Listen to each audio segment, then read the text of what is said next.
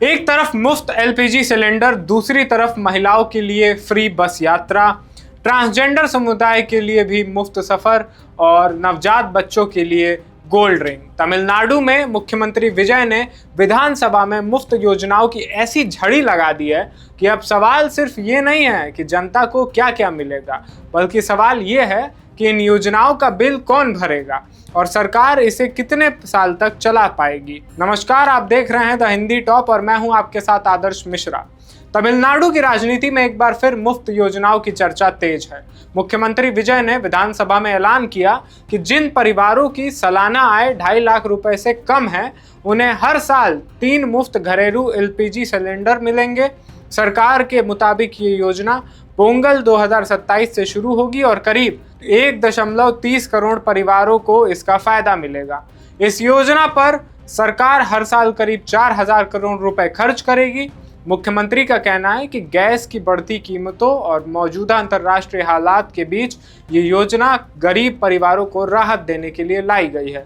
इसके अलावा 2 अक्टूबर से तमिलनाडु की सभी महिलाएं एक्सप्रेस और डीलक्स समेत सभी कैटेगरी की बसों में मुफ्त यात्रा कर सकेंगी। इस योजना का नाम वेट्री पैनम रखा गया है। ट्रांसजेंडर समुदाय के लिए भी मुफ्त बस यात्रा की घोषणा की गई है। वहीं 15 सितंबर से नवजात बच्चों के लिए थाई मामन स्वर्ण अंगूठी योजना शुरू करने की बात कही गई है।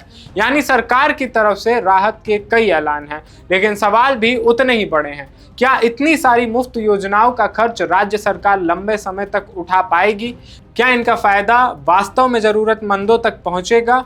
और क्या इन योजनाओं के साथ शिक्षा, स्वास्थ्य और रोजगार जैसी जरूरी क्षेत्रों के लिए भी पर्याप्त बजट बचा रहेगा? इसी बीच परंदूर एयरपोर्ट प्रोजेक्ट को लेकर सरकार ने अपना रुख साफ किया है।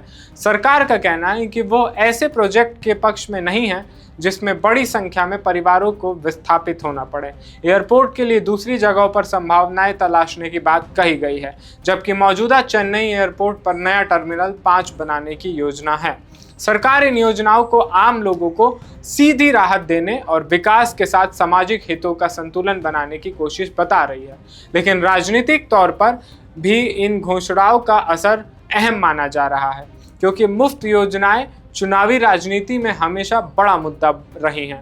अब देखना होगा कि एलपीजी की कम रकम समय पर खातों में पहुंचती हैं या नहीं, मुफ्त बस यात्रा का लाभ कितनी महिलाओं तक पहुंचता है और इन योजनाओं के लिए सरकार लगातार फंडिंग कैसे करती है, क्योंकि किसी भी कल्याणकारी योजना की असली सफलता सिर्फ ऐलान में नहीं, बल्कि उसकी सही क्रियान्वयन और लंबे समय तक टिके रहने में होती है। और आखिर में सबसे बड़ा सवाल यही रहेगा, क्या ये योजनाएं लोगों को सिर्फ तत्काल राहत देंगी या सरकार इनके साथ रोजगार, आय और आर्थिक आत्मनिर्भरता के स्थायी रास्ते भी तैयार करेगी?